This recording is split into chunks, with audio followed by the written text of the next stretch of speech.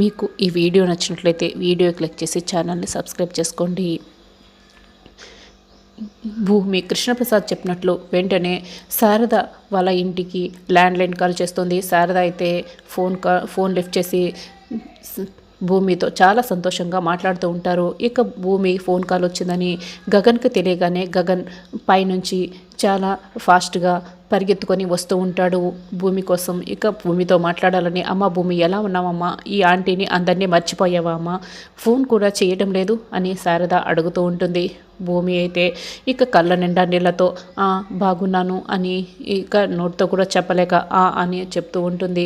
నువ్వు లేకపోయేసరికి ఇల్లంతా కూడా బోసిపోయిందమ్మా, నువ్వు ఇక్కడికి వచ్చేయమ్మా అని శారద అంటూ ఉంటుంది.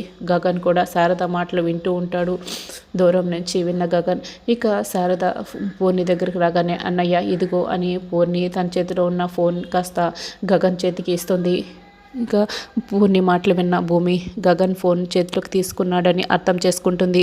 వెంటనే గగన్ ఫోన్ని చేతిలోకి తీసుకొని హలో భూమి అని భూమిని పిలవగానే అని ఇక భూమి కళ్ళ నిండా నీళ్ళతో మాట్లాడుతూ ఉంటుంది. నా మనసులో మాట నీకు చెప్పేశాను, నీ మనసులో ఏముందో తెలియకే బాధపడుతున్నాను భూమి, నీ మనసులో ఏముందో నాకు చెప్పు భూమి ప్లీజ్, ఐ లవ్ యూ అని ఒక్క మాట నాతో చెప్పు భూమి అని గగన్ అయితే ఇక ఏడుస్తూ బతిమలాడుతూ ఉంటాడు.